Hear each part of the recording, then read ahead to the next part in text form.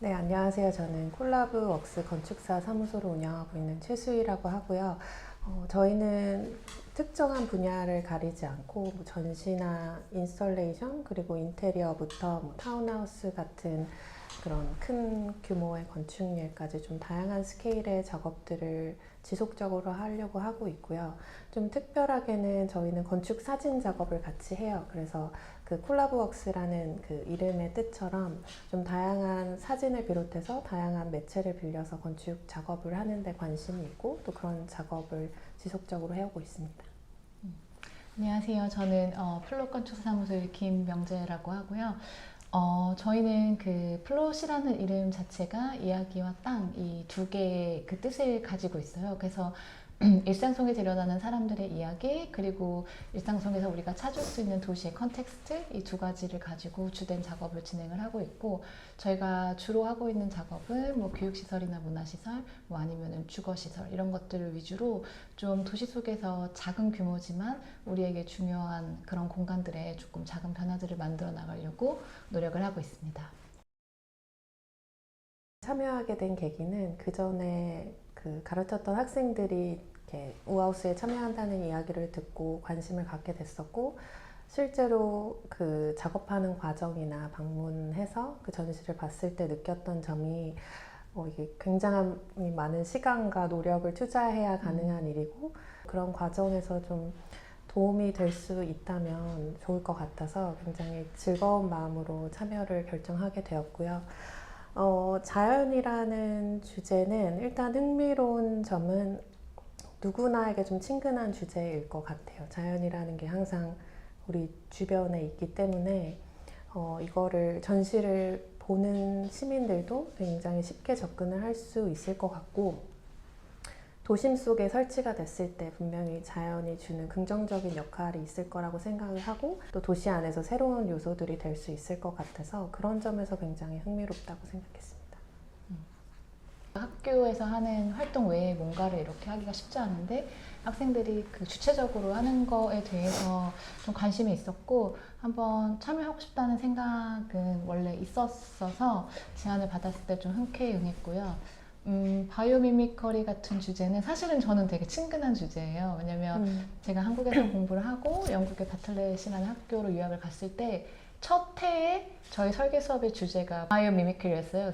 그리고 제가 이제 졸업하고 실무하는 동안에 여러 번 좀 다른 뭐 영국이나 아니면 스웨덴 같은 데서 디자인 샤렛을 좀 같이 이렇게 참여하게 되는 계기가 있었는데 그때 저희가 주제를 선정했을 때도 튜터로서 주제를 선정했을 때도 그때도 바이오미미커리에 가까운 주제들을 많이 선정을 하고 그걸 가지고 학생들이랑 좀 디자인 샤렛을 일주일 정도 해본 경험이 있거든요. 그래서 저한테는 되게 친근한 주제여서 이 주제가 딱 왔을 때 운명인가? 그렇게 좀 생각을 했습니다. 네네.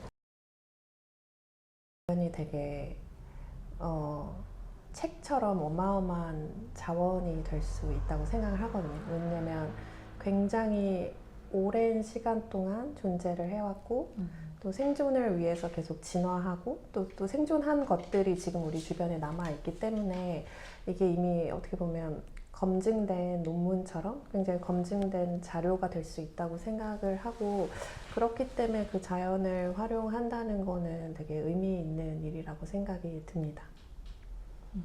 사실은 건축에서 가지는 의미는 그걸 좀 다각도로 볼 수 있다는 것 같아요. 그러니까 되게 직접적으로는 약간 그런 자연의 구조죠. 어떻게 보면 나뭇잎이 가지는 구조, 뭐 우리가 자연스럽게 봤을 때 여러 가지 생물들이 가지는 구조, 뭐 이런 것들에 대한 뭐라 그럴까, 포메이션, 그러니까 형성이 되는 과정들을 통해서 우리가 건축적인 탐구를 할 수 있을 것 같기도 하고요. 아니면 아까 말씀하셨던 것처럼 그런 것들이 어떻게 지나왔는지 아니면 그런 것들을 좀 다양한 스케일로 적용을 했을 때 우리가 건축에서 뭘 배울 수 있는지 뭐 이런 조금 시스템적인 얘기일 수도 있고 어떻게 그냥 자연과 함께 좀 공존할 수 있는지 그런 지속 가능성에 대한 얘기를 한번 고민해 볼 수 있는 좋은 계기라고 생각을 합니다. 이거를 실질적인 스케일로 옮겨서 이제 구축한다는 것 자체에서 그 사회에서 굉장히 어떻게 보면 타협할 점들이 생길 것 같아요. 그게 뭐 건축도 마찬가지로 디자인을 한 다음에 실제로 건축화 시키는 과정에서 어느 정도 현실에 맞게 좀 수정해야 하는 사항이 생기는데 그 타협하는 게 꼭 프로젝트의 어떤 가치를 떨어뜨리기보다는 어떻게 보면 조금 더 발전적으로 생각할 수 있는 계기를 마련한다고 생각을 하거든요. 그래서 그런 현실적인 문제들을 어떻게 건축화 시킬 때, 현실화 시킬 때 본인들의 개념을 좀 끝까지 유지하면서 또 현실적인 문제들을 극복할 수 해 나갈지 그런 점들을 고민해 나가면 좋지 않을까 생각합니다. 얼마나 본인이 흥미로운 지점을 찾고 그거를 건축적 개념으로 발전시키고 그리고 그 개념을 끝까지 어떤 완성된 결과물이 나왔을 때 그 개념을 얼마나 잘 결과물에서 도출해냈는지 그게 얼마나 잘 보이는지 그리고 어떠한 독창적인 과정의 프로세스를 겪었는지 그리고 또 마지막에 결과물도 중요할 것 같고 뭐 다 중요한 것 같긴 한데 네, 근데 마지막 결과물에서 본인이 의도한 바가 얼마나 잘 드러나는지에 대해 가장 관심이 많은 것 같습니다.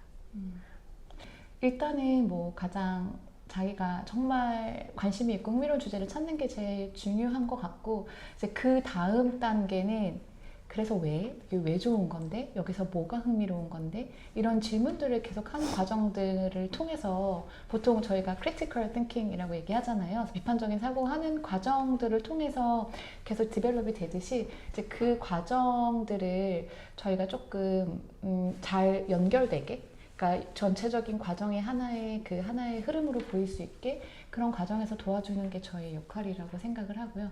저희가 수업할 때도 항상 중요하게 생각하는 부분입니다.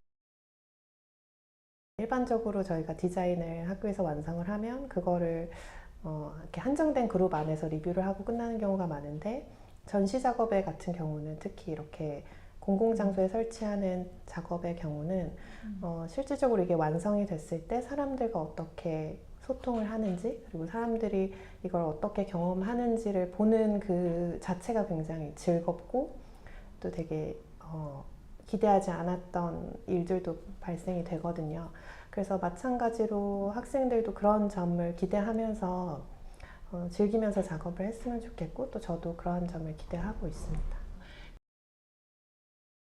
미미컬이라는 게 사실은 단어가 조금 생소할 수는 있는데 굉장히 열려있는 주제라고 생각을 하거든요. 그래서 뭔가 예를 들면 저희가 예전에 그 디자인 샬렛을 운영을 했었을 때는 티백을 가지고 티백이 물에서 퍼지는 뭐 현상을 뭔가 공간적으로 이렇게 치환을 하는 그런 예시들이 있었어요. 그러니까 저희가 뭐 이렇게 그 경우에는 디지털 작업이나 뭐 그래픽적으로의 좀 국한된 작업이긴 했지만 그래서 그 자연이라는 요소가 사실은 뭐 나무, 뭐 곤충, 뭐 꽃 이런 거 외에도 사실은 항상 우리 주변에 있는 것들이잖아요. 버블이 될 수도 있고 자연 현상. 자연 현상일 수도 있고 그래서 조금 더 광범위하게 한번 자연을 바라보면 좋겠다. 티백을 넣었을 때 물에 퍼지는 것도 자연 현상이잖아요. 우리 삶에서 우리가 항상 만나는 요소들에도 자연이 있다는 거를 한번 좀 생각하고 조금 더 다양하게 폭넓게 접근을 하면 좋을 것 같아요. 네.